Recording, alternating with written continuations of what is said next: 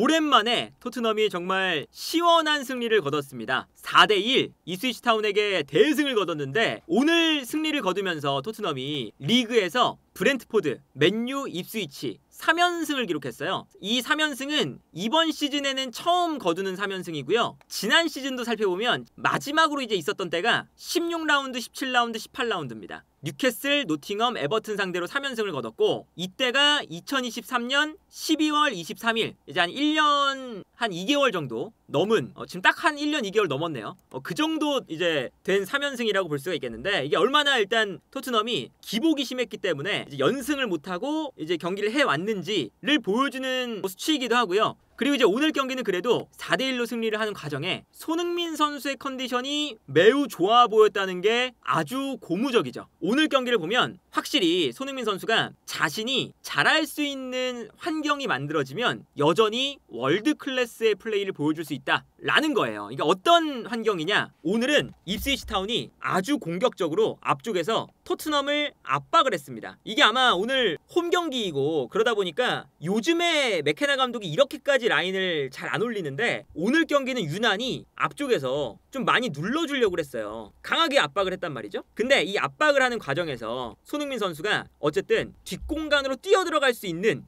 요 찬스가 일단 만들어졌습니다. 요게 일단은 첫 번째 장점이었고 이때 우도기가 올라와서 여기서 이제 고드프리를 가운데로 끌고 나가면서 손흥민 선수가 뛰어들어갈 수 있는 이런 장면을 만들어주기도 하고 우도기가 올라오지 않을 때는 상황에 따라서 베리발이 올라와서 수비수를 끌어당기면 이때 손흥민 선수가 또 측면에 있다가 가운데로 뛰어들어가는 그러니까 요 센터백과 풀백 사이 공간으로 뛰어가는 이런 장면을 많이 보여줬어요. 그러니까 손흥민 선수는 저렇게 왼쪽 측면에 있다가 수비 라인이 올라가는 순간 그때 뒷공간으로 뛰어들어가는 움직임 여기에 손흥민 선수의 가장 큰 장점이 있는 거죠. 근데 손흥민 선수가 이제 요즘에 들었던 평가가 조금 이제 체력적으로 이제는 좀 떨어져 있고 그리고 이제 손흥민 선수가 이제 이런 폭발력을 보여주는 게 많이 부족해졌다라는 얘기가 나왔잖아요. 하지만 오늘 경기 보면 손흥민 선수가 내가 좋아하는 구도가 만들어졌을 때는 물론 이제 뭐 과거처럼 미친 듯한 돌파 이런 거는 좀 안 나올 수 있어요. 하지만 본인이 좋아하는 스타일의 경기를 할 때 얼마나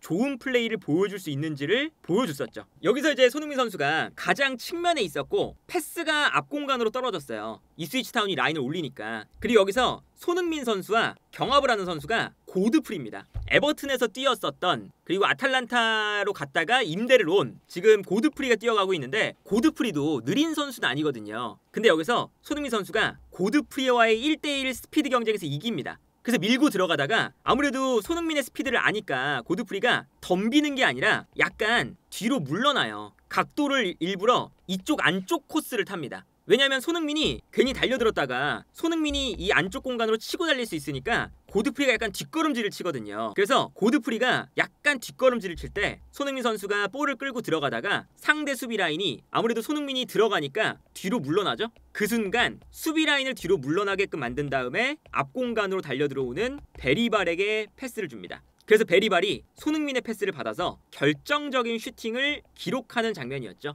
물론 이게 이제 뭐 득점은 안 됐지만 이렇게 오늘 손흥민 선수가 달려나가면서 뒷공간을 무너뜨리는 이런 장면들이 많이 나왔어요. 그리고 이제 오늘은 손흥민 선수가 고드프리랑 상대할 때 고드프리를 완전히 농락을 시키는 장면이 전반전 내내 나왔습니다. 그래서 고드프리가 손흥민 선수에게 정말 탈탈 농락을 당해서 전반전 끝나자마자 교체가 됐죠. 이번에는 우도기가 안쪽으로 들어와서 오른쪽 풀백인 고드프리가 우도기에게 달려갔어요. 그러니까 손흥민 선수가 고드프리가 안쪽으로 달려가는 걸 보고 고드프리의 뒷공간으로 뜁니다. 근데 여기서 고드프리가 볼을 끊었거든요. 끊었는데 입스위치 타운이 이 끄는 볼을 가지고 올라가다가 다시 끊깁니다. 아치그레이한테. 그러니까 아치그레이가 볼을 잡자마자 최후방에서 손흥민 선수는 뛰어들어가고 있었고 고드프리는 앞으로 나오면서 볼을 끊었으니까 고드프리의 위치와 손흥민의 위치가 순간적으로 멀어져 있었어요. 그리고 여기서 손흥민 선수가 이 기회를 살려서 뛰는 거거든요. 그리고 여기서 이제 아치그레이가 패스를 넣어주는 건데 여기서 손흥민 선수의 아주 좋은 스킬이 나옵니다. 손흥민 선수가 달려가는데 그냥 뛰는 게 아니라 아치그레이가 패스를 주는 타이밍에 뛰어야 되잖아요. 그러니까 달려갈 때 앞을 바라보고 있었어요. 그러니까 이거는 상대 수비 라인을 보고 있다는 거죠. 상대 수비 라인을 보면서 손흥민 선수가 그냥 뛰는 게 아니라 일직선으로 뜁니다. 그러다가 아치그레이가 딱 볼을 차는 순간, 그 순간 손흥민 선수가 일직선으로 뛰다가 방향을 바꿔서 기역자로 뛰어요. 요게 이제 손흥민 선수의 아주 뛰어 들어갈 때 라인 브레이킹을 잘할 수 있는 방법이라고 봐야겠죠? 그래서 손흥민 선수가 여기서 스피드를 붙이면서 달려가다가 꺾으면서 가요. 그래서 아치그레이가 롱킥을 날릴 때 손흥민 선수가 달려가다가 방향을 꺾는 순간 수비 라인을 보고 있었기 때문에 오프사이드에 걸리지 않는 거죠. 그리고 여기서 아치그레이가 아주 좋은 패스를 손흥민에게 넣어줬고요. 그리고 손흥민 선수가 여기서 이제 달려가는데 고드프리가 우도기를 따라갔다가 내려오고 있는 장면이었거든요.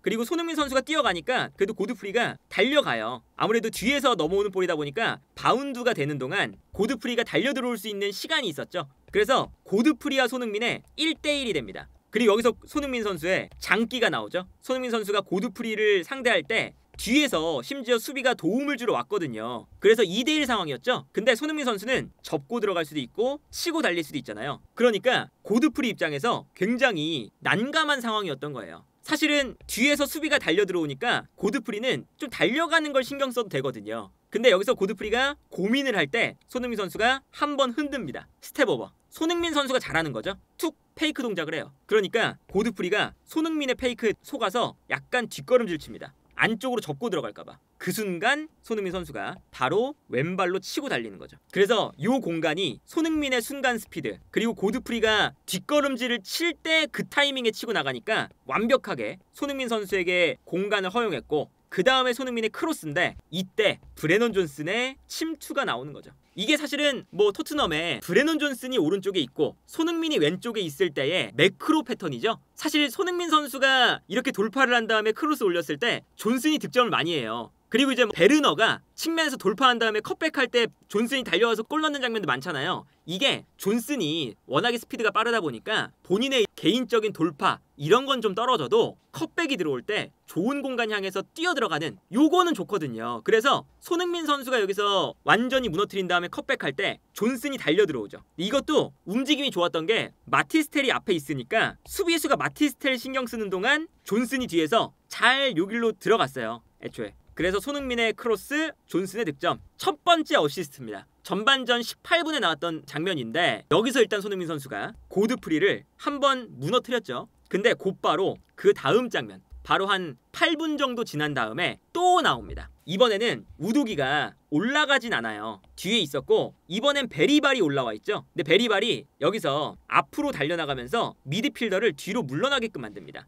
그러니까 요 앞에 공간이 생겼어요. 그래서 벤탄쿠르가 요 길로 내려오면서 볼을 받는 장면이거든요. 그리고 우도기가 벤탄쿠르한테 패스를 보내주잖아요. 근데 여기서 손흥민 선수의 움직임을 보면 고드프리가 손흥민을 바라보고 있습니다. 근데 벤탄쿠르가 요 안쪽으로 내려가서 볼을 받으니까 고드프리도 볼을 봐야 되잖아요. 그래서 몸을 약간 돌려야 돼요. 벤탄쿠르 쪽으로 볼이 어디 있는지 봐야 되니까. 근데 그 순간 손흥민 선수는 살짝 뒤로 빠집니다. 이게 손흥민 선수가 참 영리하고 이 엄청난 움직임을 가져가는 거죠. 요 다음 장을 보면요. 고드프리가 벤탄쿠르가 여기서 볼을 잡으니까 벤탄쿠르를 보는 순간 손흥민 선수가 고드프리의 시야가 닿지 않는 공간으로 살짝 빠져서 움직이고 있어요. 그러니까 순간적으로 고드프리가 손흥민 선수가 달리기를 시작했는데 놓쳤습니다. 한 번. 요게 손흥민 선수의 아주 영리한 이 사각지대를 활용하는 스킬인 거죠. 그리고 이때 베리발도 손흥민을 위해서 반대로 뛰니까 수비수를 끌고 움직이면 요 공간으로 손흥민 선수가 뛸 수가 있겠죠. 그래서 여기서 이제 벤탄쿠르가 찔러주는데 찔러줄 때 손흥민 선수가 한 번 더 먼저 타이밍을 잡아서 뛰니까 고드프리가 빠른 선수지만 따라가는 게 한 템포 늦어요. 그래서 이제 손흥민 선수의 이 고드프리를 완전히 이 시야 각도를 속이는 요 움직임을 통해서 손흥민이 뒷공간을 무너뜨립니다. 여기서 이제 침투 패스가 들어가고 손흥민 선수가 이렇게 뛰어 들어가는 거거든요. 그리고 패스가 들어갔는데 이제 아무래도 손흥민 선수가 볼을 잡을 때 먼저 가속도가 붙으니까 고드프리가 뒤늦게 달려갈 수밖에 없거든요. 그리고 손흥민이 뒷공간을 무너뜨리니까 요 수비 라인 다 뒤로 물러나죠. 다. 그러면 아까처럼 손흥민 선수가 볼을 끌고 들어갔을 때 가장 앞선에 있고 수비수들이 손흥민 때문에 막 달려듭니다. 근데 그 순간 이번에는 손흥민 선수가 아까 어시스트를 할 때는 왼발로 치고 달렸지만 달려 들어오는 걸 이용해서 접어요. 그래서 고드프리가 손흥민을 지나쳐서 달려갈 때 손흥민은 접고 들어오죠. 그리고 수비 라인이 다 물러나니까 요 앞에 공간이 생깁니다. 그리고 이 공간에 브래넌 존슨이 영리하게 있는 거예요. 여기도 수비 라인을 뒤로 물러나게끔 만드는 순간 브래넌 존슨은 좋은 공간 뛰어들어가지 않고 오히려 약간 빠져있는 거죠. 그래서 손흥민 선수가 여기서 치고 들어간 다음에 편안하게 존슨에게 패스, 그리고 존슨이 여기서 손흥민의 패스를 받아서 득점을 만드는 장면입니다. 그리고 존슨이 요 이제 페널티 박스의 구석 모서리 쪽에서 하는 슈팅이 노팅엄 포레스트에서 이 선수의 장점이에요. 존슨이 잘하는 겁니다. 이거는 그러니까 손흥민이 크로스 올리면 존슨이 받아먹고, 베르너가 스피드로 돌파한 다음에 컷백했을 때 존슨이 달려들어오면서 골을 하는 게 이 나오는 것 자체가 존슨의 장점을 살리는 플레이인 거예요. 그래서 존슨이 여기서 어쨌든 손흥민의 패스를 마무리를 하는, 그래서 18분에 한 골, 25분에 한 골, 8분 안에 손흥민 선수가 이 고드프리를 2번 속인 거죠. 그리고 세 번째, 이번에는 이제 입스위치가 또다시 너무 라인을 올렸어요. 일단 라인을 올렸는데 토트넘이 여기서 풀어나옵니다. 풀어나와서 벤탄쿠르한테 가죠. 손흥민은 또 뛰어가고 있고요. 근데 여기서 벤탄쿠르가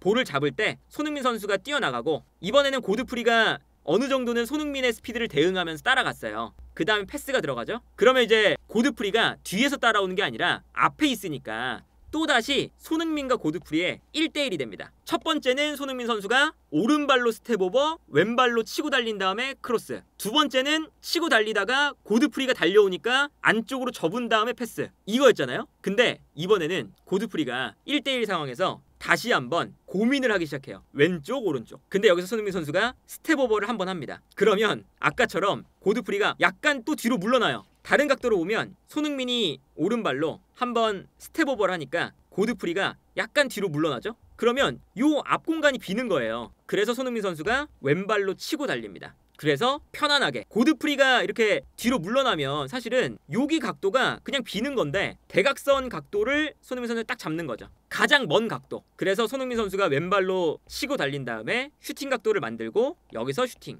물론 이게 골키퍼한테 막혔지만 요 이제 그 고드프리에게 계속 선택지를 주면서 손흥민 선수가 고드프리를 전반전 내내 괴롭혔다. 이런 모습을 보면 손흥민 선수가 본인이 잘할 수 있는 위치, 본인이 잘할 수 있는 플레이가 나올 때 그때만큼은 손흥민 선수의 폭발력을 활용하면 분명히 이 선수가 여전히 본인이 가지고 있는 능력을 활용해서 프리미어리그 최상위권의 플레이를 보여줄 수 있는 그런 선수다라는 것을 보여줬던 경기였습니다. 326경기에서 126골과 71개의 도움, 70-70 클럽에 가입을 했습니다. 이 70-70 클럽이 프리미어리그 전체를 통틀어 놓고 봐도 몇 명 없어요. 데브라이너, 앙리, 셰링엄, 앤디 콜, 살라는 80-80, 그리고 제라드는 90-90, 그리고 긱스, 램파드, 루니는 100-100. 앞쪽에 9명밖에 없는 기록이에요. 이 9명밖에 없는 기록을 손흥민 선수가 세우는 날이었다. 그리고 이제 오늘 경기의 또 특징은 마티스텔. 이 마티스텔을 전방에 세우는 것이 맞느냐라는 거예요. 그러니까 마티스텔은 이제 어떤 특성을 가지고 있냐?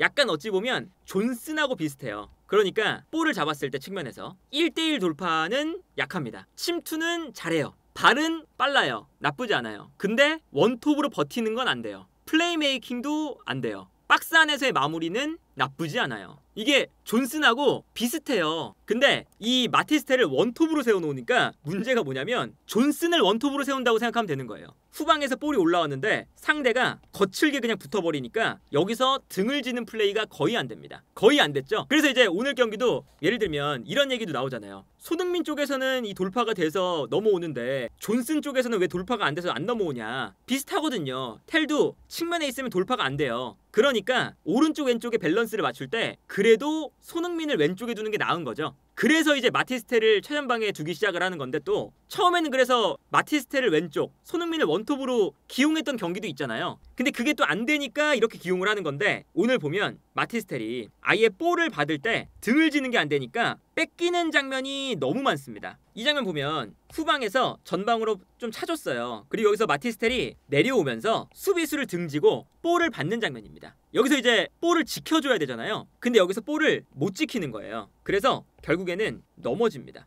완전히 내동댕이 쳐졌죠. 근데 이게 또 반칙이 아니었어요. 그냥 힘에서 밀린 거였어요. 이런 거 보면 마티스텔을 이런 식으로 사실 쓸 거면 애초에 데려올 때 이렇게 비싼 금액으로 데려올 이유가 과연 있었을까? 그러니까 결국에는 마티스텔도 달려 들어갈 때 뭔가 찔러주거나 그런 거를 받는 선수인데 이렇게 등을 지는 플레이를 시켜놓으면 과연 이게 이 선수를 또 활용하는 방법이 제대로 된 건가? 그래서 이제 오늘 경기 보면 마티스텔이 나가고 스칼렛이 들어왔잖아요. 근데 스칼렛이 들어오니까 훨씬 나아지죠. 아까랑 다르게 뻥 찼을 때 스칼렛이 달려나오면서 머리로 뒤로 뛰어가는 쿨루셉스키에게 떨어뜨려줍니다. 요 이제 기점이 되는 플레이를 하는 거예요. 그래서 쿨루셉스키가 뛰어 들어갈 때 스칼렛의 패스를 받아서 달려 들어가고 있죠. 그리고 어쨌든 이 스칼렛이 뻥 차준 걸 떨어뜨려 주니까 쿨루셉스키가 여기선 뛰어갔지만 쿨루셉스키가 아니라 반대편이었다면 손흥민, 오도베르 혹은 뭐 존슨 이런 선수들한테 공간을 만들어준다는 뜻이잖아요. 마치 뭐 솔랑키처럼 혹은 뭐 해리케인처럼 이런 플레이를 해주니까 훨씬 더 측면 공간이 살아나는 거죠.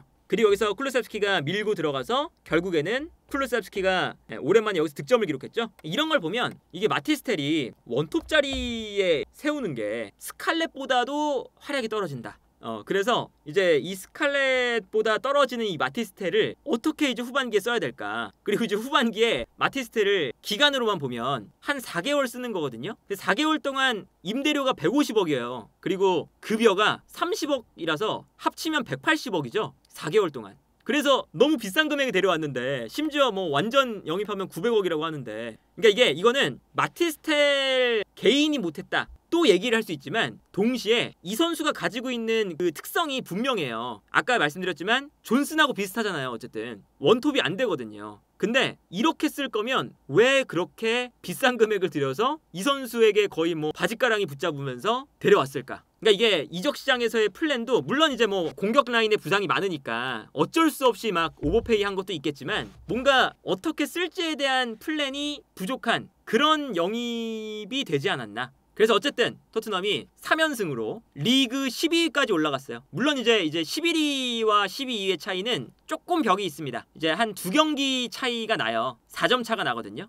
그래서 12등에서 11등 위로 넘어가려면 최소한 2라운드가 필요한 상황인데 어쨌든 토트넘부터 웨스트햄까지 여기 승점이 붙어있는 팀들 가운데에서는 그래도 치고 나가기 시작했다. 다음 경기가 맨시티와의 경기니까 맨시티와의 경기를 앞두고 어쨌든 3연승을 통해서 분위기를 좀 올라오게끔 만들었다 라는 것도 괜찮고 그리고 이제 유로파리그가 이제 어쨌든 있잖아요. 한 10일 뒤에 있는데 맨시티 경기하고 그 다음 주에 바로 경기가 있어요. 한 10일 정도 남았는데 어쨌든 토트넘은 리그는 유럽 대항전은 뭐 못 간다고 봐야 되고 강등도 이 정도면은 안 당한다고 봐야 되고 그러면 리그에서의 얻을 수 있는 게 별로 없으니까 리그는 적당히 다음 시즌이 기대가 되게끔만 해놓고 유로파에 좀 올인을 해야 되잖아요. 근데 유로파 리그를 앞두고 경기력이 그래도 조금은 개선이 됐다. 이게 또 뭐 부상자가 돌아오니까 조금은 개선이 된다는 예상은 있었지만 그래도 조금은 나아졌다. 분위기도 나아졌다. 라는 게 그나마 다행이지 않을까.